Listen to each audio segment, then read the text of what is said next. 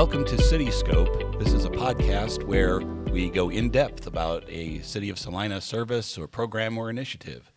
And today we have on the program Director of Parks and Recreation, Jeff Hammond. Jeff, welcome to the show. Thank you, David. Glad to be here. Glad to be here for this kickoff of the podcast series for the City of Salina. Yeah, I'm excited. We're hoping to do a monthly podcast with probably mostly department heads, but welcome. You're the first one, so thanks for being the guinea pig. Oh, you're welcome. I appreciate it, and I like these opportunities and to talk about engaging with the community, Parks and Rec-wise, and what we're trying to do and what we're trying to accomplish. I think our topic today is about the master plan, Parks and Recreation master plan, and I can start with that if that's how we want to go forward. Yeah, so the master plan was adopted. The master plan was, the Parks and Recreation master plan for the City of Salina was established in 2018.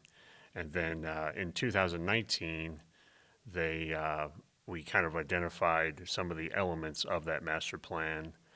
And the purpose of the city's entering into the master plan was to identify what we need to do. Yeah, because you had a lot of deferred maintenance going on. Right. There were three kind of tenets of the master plan, and that was, one was addressing our park system and what we needed to address that deferred maintenance. Second phase, which we're kind of into right now, is improving what we have. And then third phase was adding to our Parks and Rec system for the future. Yeah, I was going to say, this list of things that needed to be done is kind of an organic document. There's been quite a few changes since it was first adopted. Sure. The original 187 items that were addressed park to park to park. In total, there was 187 items. And that was that deferred maintenance, and that was where we got a little more granular with that, what deferred maintenance meant, and then putting a dollar amount to those. In 2019, the dollar amount was about $5.8 million of deferred maintenance that had not been addressed in our park system. And I guess the purpose of the master plan as well was to put a context to it, to put a plan to it, to address those deferred maintenance, but also to put a plan to how we would then use some of that sales tax money that was approved in I think 2014-15, around that time, and to give a small portion of that sales tax increase towards Parks and Recreation, and to make a plan to how we would address our deferred maintenance with a little bit of that tax money. And it has, as you said, David, it has evolved from the original 187 items, and it's really become a document that we use and add to address our level of quality in our park system.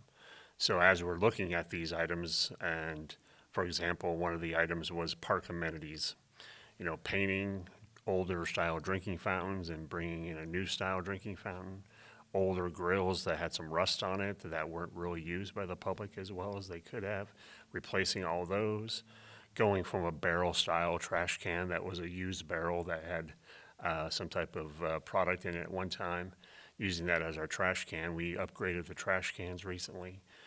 And then going into there, from there, it's kind of like, what else is a level of quality issue that we can increase a score of 2.5 or 3 at a certain park, and then going to a 3.5, going to a 4. And that is most recently some of those examples, basketball courts. We had previously painted basketball courts that paint was fading, and we recently redid all 3 courts that we have in our system, as well as the handball court at Oakdale Park. To sand volleyball. Sand volleyball was a kind of the loss of sand volleyball at Jerry Ivy was a byproduct of another master plan project relating to tennis. The tennis courts there, yeah. So the tennis courts were there, and we reached a partnership with USD 305 for those tennis courts at Jerry Ivy, where we had a warranty deed to give them land. In return, they were to agree to put in tennis courts, some 4 courts for their use, for schools' use, but 4 for the public to use. And that's part of the way we resolved our older style tennis courts as part of that master plan. Unfortunately, with that, sand volleyball court had to go away. Right. That was in the location that it was. We have a bid opening this week, matter of fact, for sand volleyball courts to replace those sand volleyball courts at Jerry Ivy Park in a similar vicinity in that south end of Jerry Ivy Park. Maybe just a little bit to the east of where it was originally. Correct. Yeah, we're moving a little bit east, kind of center in that area now. Instead of more towards the school, it would be more centered at the south end of the park. So. Right. So looking at those level of quality things are very important. And so through the city manager's office and through the Parks and Rec office and through our parks staff, we've really looked at a level of quality, and we've added maybe 400 items to the list. And we're getting granular here. Paint on the curb to these signs don't look in great shape. And then that's an example right now that I'm going after personally as far as is looking at signage and evaluating all signage in our parks. Because we have some new signage, but we have a lot of old signage as well. And replacing those signs. And some of those signs were done through partnerships, and some were done through our own staff. So looking at signage and addressing some older style signage. And those are little things, but they make a big difference. They really add up after a while. Right. And so when we say level of quality, we start adding to that list. Has evolved, and it's grown from that original 187 items. But of the original master plan, we've been able to address about 75% of those original items. They're either resolved or they're underway. There's also been some things that have dropped off the list. Yes.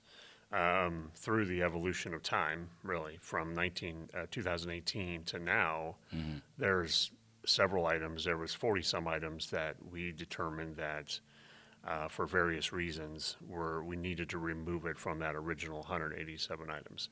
Now, keep in mind, those 187 items were approved by the City Commission in 2019, and we wanted to do a formal action to remove them.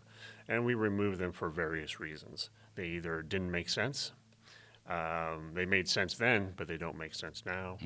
Some were deemed, for example, Lakewood Discovery Center, which is a house basically at Lakewood Park.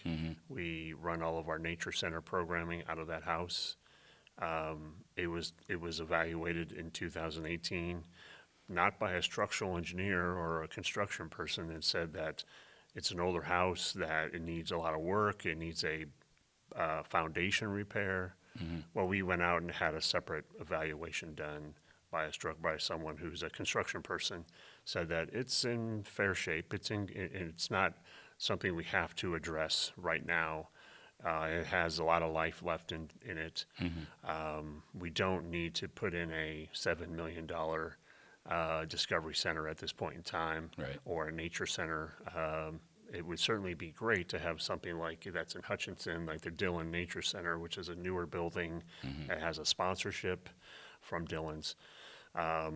We just didn't feel it was appropriate at this time to go forward with that plan to address those items. And it's a nice looking building. I mean, it's kind of a mid-century modern motif to it, and everything fits in there really well. Yeah, it does. And especially in that great room with the exhibits there. Right, and it has a lot of capability to do what we need.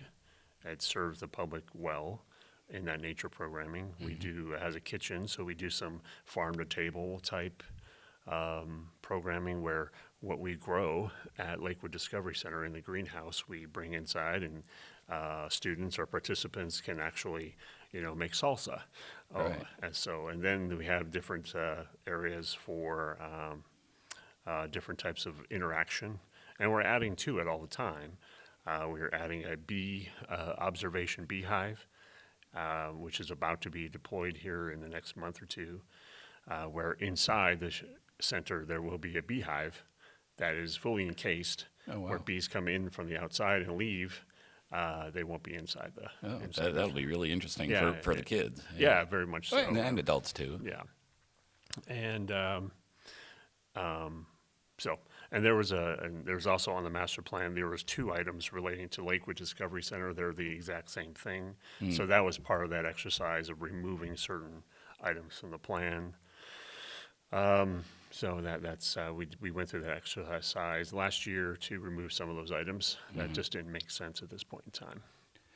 And at this point, there's a lot going on. You've just remodeled the bathrooms at Kenwood and Oakdale. Sure. Yeah.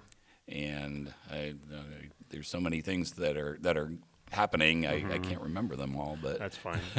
I made a list. oh, great. That bathroom plan, there was in 2019, there was a bathroom and ball fields type of conversation with the city commission, and we literally called it bathrooms and ball fields, relating to renovating Bill Burke and renovating all of our city park bathrooms, including the downtown bathrooms, actually. And so we have been working since 2019 or so to kind of work on that bathroom remodel plan. Started with Bill Burke, because that was part of that original conversation of ball fields and bathrooms. We added 2 bathrooms. We renovated the south bathroom at Bill Burke. We renovated the concession stand and turned that into a umpire changing room. And then we added 2 additional bathrooms. We went to the tennis center, which was kind of happened upon us, where the Salina Tennis Alliance came together and fundraised for tennis courts at Kenwood Park, where the old swimming pool was at. They had a desire to renovate that interior space, and we went ahead and renovated those former bathhouse bathrooms from the pool into a usable bathroom space for the tennis center. And then we moved on from there to Oakdale and Kenwood. Kenwood Park was the first one of those older model style bathrooms we've done, where it's kind of, some people call them WPA bathrooms, but they're the sandstone facade bathrooms that are in Kenwood and Oakdale Park. The Kenwood bathroom is complete. The 2 stone bathrooms in Oakdale are almost complete. We were doing epoxy floor in there this week, and we're doing the epoxy floor in the center Oakdale bathroom, which used to be we called it the tennis bathroom, but there's no tennis courts there anymore. Now we call it the pickleball bathroom.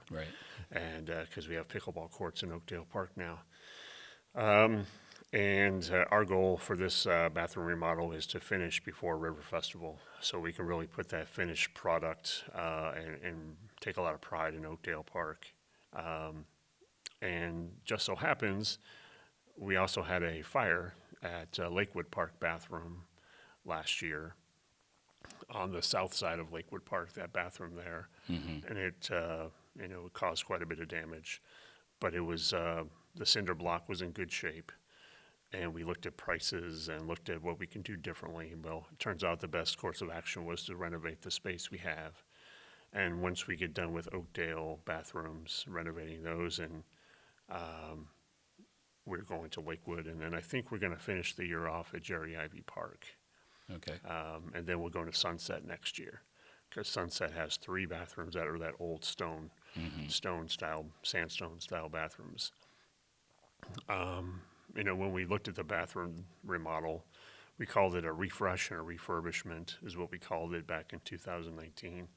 And we were really looking to solve many problems. And if anybody listening to this has been into some of our older style bathrooms, that they have sometimes a smell.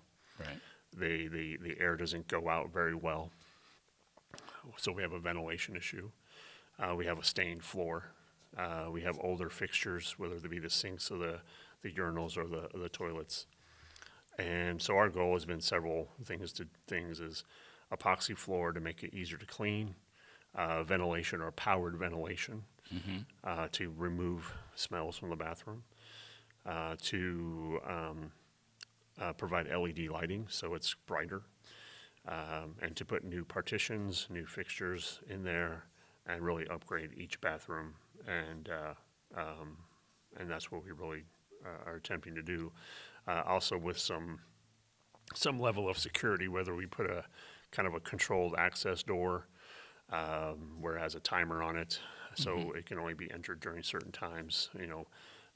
Parks are open from 5 a.m. to midnight, but we really kind of keep it at a 8 a.m. to 10 p.m. type of time frame. Try to avoid vandalism, which is another often concern that we have in park bathrooms, and we're trying to do that in house. We have we are trying to self-perform that and through our facility maintenance staff, and they've done an excellent job. And really, the finished product is, I would say, much more than very, very impressive what they were able to accomplish. And doing it best with the dollars that we have.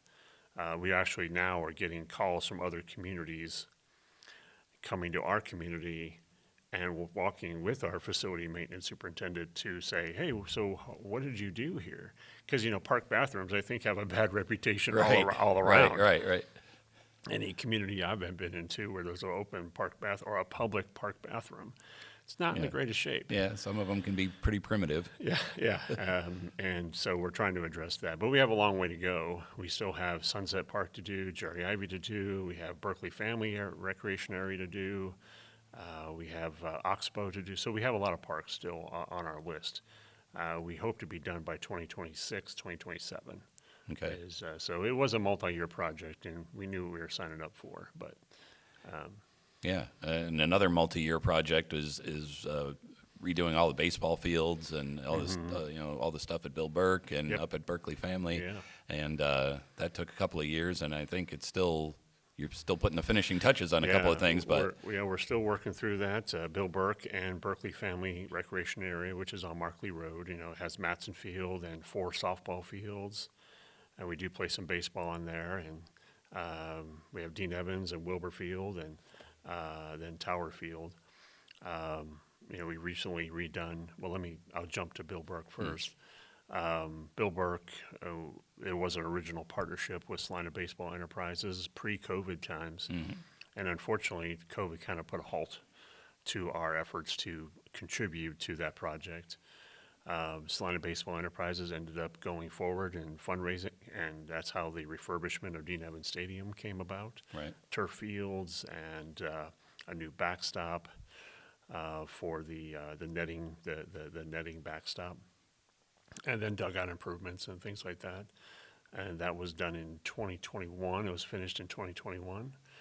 And we've been using Dean Evans Stadium, the refurbished turf field, for about 3. This will be the 4th year, going in the 4th year. Meanwhile, we kind of took an approach, and we still honored our commitment to Salina Baseball Enterprises, and we addressed our $4 million in Bill Burke. Bill Burke has had quite a bit of construction in the past 2 years. It started with turf fields, where we turfed the infield, and the outfield was left as natural grass. Well, yeah, because it's so much more expensive to turf an outfield. Right. And 8 fields at Bill Burke, so all of those now have turfed in fields. And then the under drainage that goes along with that, and tying that under drainage into the river, so we have any water that gets on the field goes to the river. So it really has increased our ability to play there, and actually extended our season. Because dirt was always wet in the spring, and trying to keep it dry was always an issue. And now we're seeing the last 2 years, where people are now wanting on the field earlier and earlier and later in the year. So. Yeah, I live kind of near there, and I drive by that frequently, and especially on the weekends, that place is just jam packed. I mean, every parking space is filled, and all 8 fields are in use, and that's going now from May and until maybe October or maybe even early November. Yeah, the schools try to get on in late March. They start getting on it late March. Colleges want on it earlier than that, and there's some private clubs that really want to, if the weather's good, they're going to want to be outside. Having the facility like the field house when the weather is not good really gives us an advantage to have a place for people to practice and play. And it all depends on the weather at this point. But our second phase of construction at Bill Burke was the replacing fencing, replacing the mesh putting in some premium dugouts for fields 4 and 6, doing some other improvements relating to foul poles, adding concrete sidewalks. And then this year, just the last 6 months, we've replaced more concrete that was not in great shape underneath the shelter houses. We replaced those 2 slabs of concrete. The concrete that's around the concession stand, umpire changing room area, we replaced that. And then we tied in that new 10-foot sidewalk that goes north and south, tied in that north part of that 10-foot sidewalk to the trail that goes along the river. And so I don't think we're done at Bill Burke. We do have some more concrete improvements to do. Sidewalks need to be replaced. We have about 5 or 6 sidewalks that need to be replaced, and that's on our list for that master plan. And then, I think as a city, we're looking at parking, because as we know, parking is always a premium, Right. and it's always a source of concerns and complaints from people about if they're playing at Field 1 and they have to park at all the way Field at 8. That's so. Our engineering team has been looking at a really novel solution about how they can try to fix that, how to change it up. But I really can't talk about a whole lot more because I don't have the details. Right. But they're looking at it and trying to do better with that parking. But once we have that developed, and we can share that more. But Okay. and then Berkeley family. We still have drainage, that former runway. Right. Still collects a lot of water off the runway. We're trying to figure out that. That's part of that project as well, to try to address drainage at Berkeley family so we can avoid rainouts, especially in Berkeley family fields 1 through 4 and Matson Field. We recently did a refurbishment of the regrading of the field at Matson Field, and it's going to be closed for about a year. While we let that grass heal, we've chose to reseed it. So it's recently reseeded, and be watering that in and getting that grass to grow, letting it grow for 2 seasons, overseeding in the fall, and then we'll be ready to play next spring. Meanwhile, while we have that closed, we are going to be plan on addressing Matson Field. Haven't started that yet, but the dugouts need some work. Right. We're looking at some new dugouts. We have a master plan item about fencing, which is a master plan item. We have probably 3 miles of fencing that has older style fencing. It's galvanized fencing. Some of it's rusty. Some of it's curled at the bottom or not in good shape. And we want to look at that, replacing that fencing, and starting at Matson Field and Berkeley 1 through 4, those fields. And then we have a lot of fencing that we wish to replace, and then we always are going after painting as part of master plan as well. A lot of painting items. So we're looking at painting items. And we could probably talk for another 45 minutes about everything that's going on in the park system here. But what is on the horizon here now that you've kind of gotten caught up with a lot of the deferred maintenance? What's on the horizon? I talked about the sand volleyball, Jerry Ivy Park. We had a master plan item relating to the pond. As most of the public knows, we decided that the pond was an unhealthy ecosystem, and the amount of money that it was going to take to refurbish that pond was quite high, and the city commission chose to go a different path. So we're looking at looking at a water feature, looking at updating the Jerry Ivy Memorial. Meantime, we had a splash pad at Jerry Ivy Park that had some significant severe plumbing problems underground. Fixing those plumbing problems would have required us to remove the entire splash pad to access that plumbing. Right. And it was decided that we would not try to fix that 17-year-old splash pad and looking at something new. We had a bid. We had one bid for doing that work for the splash pad and for the water feature to replace the pond. and the Jerry Ivy Memorial, and those prices were very high. So we're in the process now of taking that original design of that splash pad that was shown to the city commissioners and kind of breaking out portions of it so we can do a better job of controlling costs when those bids come in. So the base bid will be that splash pad, and then we'll have add alternates that can be chosen that are breaking out that memorial, the water feature, additional sidewalks, additional lighting. So it's kind of like you have a better shopping list depending on the funding that you're approved to allocate to the project. And so in the next 60 days, we will most likely have bids out. Within the next 60 days, we'll have bids out, and we'll be able to get back to the city commission about what those bids look like. Okay. That's my hope. That's my goal. All right, Jeff.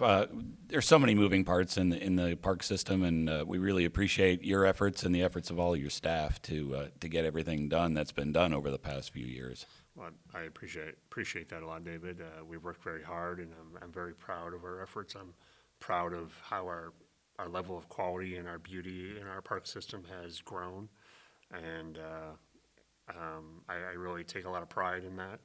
And I think our former city manager, pointed that out on his way out. Said he's never saw the park system look so good in his 19 years of being here, and I take a lot of pride in that. And I'll agree with that wholeheartedly. Yeah. So, all right, Jeff, thanks very much for your time. Really appreciate it. Oh, you're welcome. Thank you, David, and I look forward to doing this again. Yeah.